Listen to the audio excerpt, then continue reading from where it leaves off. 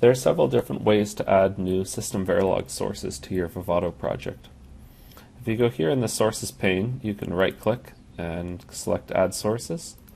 You can use this plus button here. You can use the pane on the left or the File menu, Add Sources. When you select one of these, you'll get a pop-up asking you what type of source you want to add. We're going to choose Design Sources to add system Verilog files. At this point, we can choose between existing files, and if we have an existing system Verilog file, we hit Add Files here. After a second, it will pop up a file browser,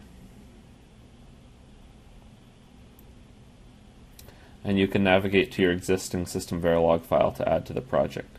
This is useful if you're downloading resources from the course webpage. If you want to create a new system Verilog file, you can hit Create File here.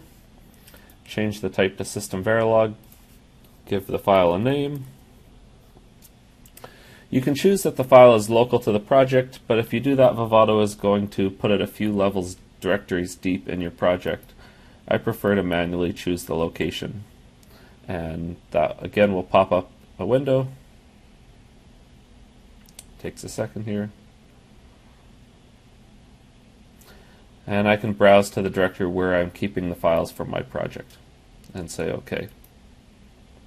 When you're done adding files, you can hit Finish. If you've created a new file, Vivado will help you get started on the system Verilog by allowing you to specify the I/O ports. So we can give a port called input, another one called output, perhaps that's multi-bit width, and say OK.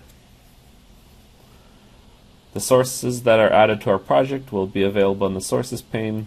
If we look at this new file, you'll see that it already started to create the file for us. Now keep in mind, if you use this to create your system Verilog files, it doesn't actually follow quite the coding standard that we use in the class, so you're going to want to read that over and make changes to this file as needed.